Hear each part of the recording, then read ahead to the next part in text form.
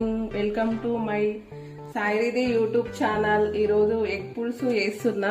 దానికి కావాల్సిన ఇంగ్రీడియంట్స్ కొబ్బెర, పల్లీలు, నువ్వులు, చిటికెడు మెంతులు, జీలకర్ర, ధనియాలు, ఆనియన్, చింతపండు, అల్లం పేస్ట్, కొత్తిమీర, రుచికి సరిపడా ఉప్పు, కారం, పసుపు, ఇంకా ఆయిల్. ఇవన్నీ రెడీ చేసి పెట్టుకోవాలి.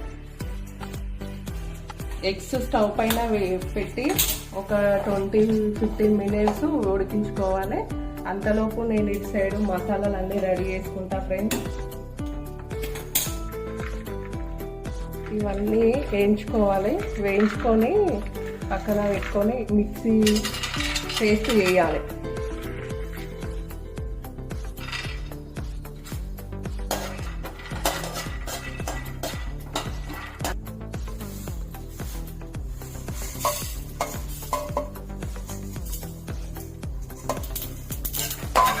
ఇలా అన్ని మసాలాలన్నీ వేయించుకొని కొంచెం చల్లార్చిన తర్వాత మిక్సీ చేయాలి. వన్ సైడ్ అయితే ఎగ్స్ ఉడుకుతున్నాయి. అంతలోపు నేను ఇక్కడ మసాలా రెడీ చేస్తున్నా.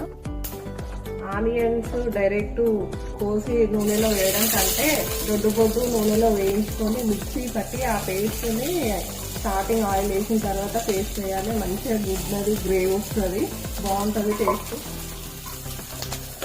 ఇలా బ్రౌన్ కలర్ వచ్చే వరకు కొంచెం వేగాలి. ఆనియన్ వేయించుకున్నవి మసాలాలన్నీ మిక్సీకి పట్టుకోవాలి.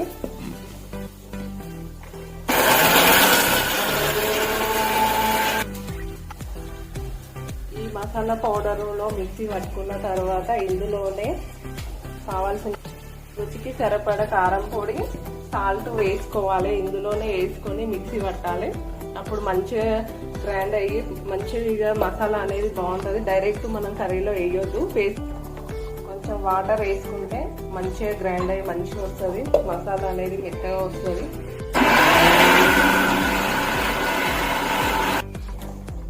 మిక్సీ పట్టుకున్న మసాలా అంతా ఒక బౌల్లోకి తీసుకొని పెట్టుకోవాలి.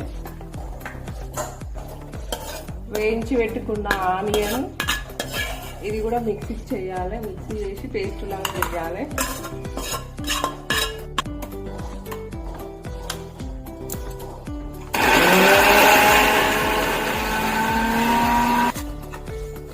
ఆనియన్ పేస్ట్ అయితే రెడీ అయిందండి.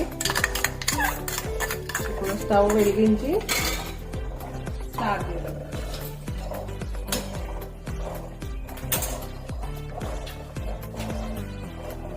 తగినంత ఆయిల్ పోసుకోవాలి. ఫస్ట్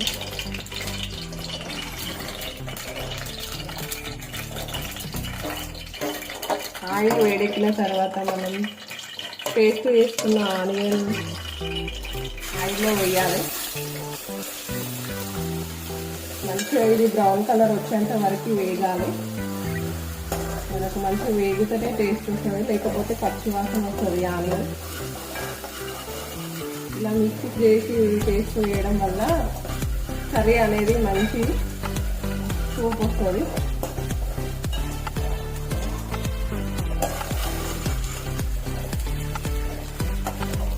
ఆనియన్ బ్రౌన్ కలర్ వచ్చేంత వరకు వేగాలి అన్నా కదా. ఆల్రెడీ వేగినాయి, బ్రౌన్ కలర్ వచ్చేసినాయి. తర్వాత అల్లం పేస్ట్ వేయాలి.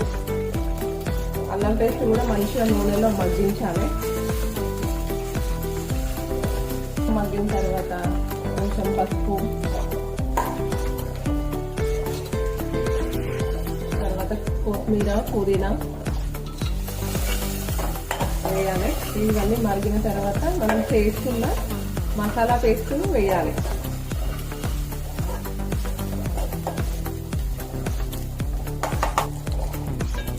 ఇవైతే వేగినాయండి, మంచిగా వేగినాయి. ఆ తర్వాత ఈ మసాలా వేసి దీన్ని కూడా మంచిగా సిమ్లో పెట్టి ఒక 10 మినిట్స్ మంచిగా మసాలాని ఉడికించాలి.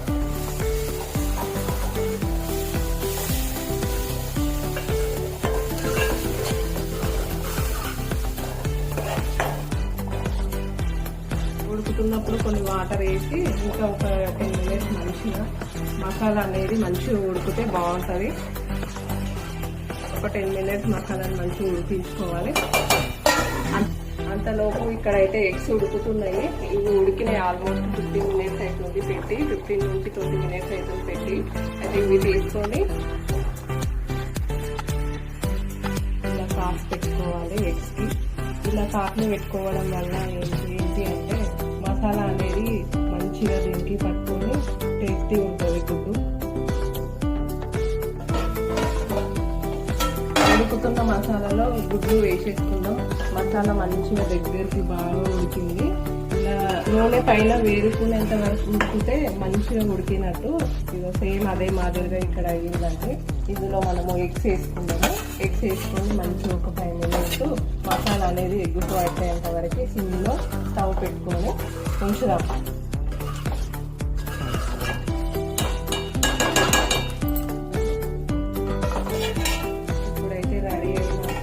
వేయించిన తర్వాత ఇంకా మంచిగా మసాలా బాగా వస్తుంది. దీని తర్వాత చింతపండు రసం కొంచెం నిలిచి కలుపుకొని చింతపండు ఒక 5 మినిట్స్ ఉడకగానే ఆల్మోస్ట్ ఎగ్ పులుసు రెడీ అయినట్టు. అయితే ఇప్పుడు మనం చింతపండు రసం పోసుకుందాం. కొంచెం ఎక్కువ పోస్తే చాలా పులుపు అవుతుంది, చూసి పోసుకోవాలి. ఎక్కువ పులుపు అయితే కూడా బాగుండదు టేస్ట్.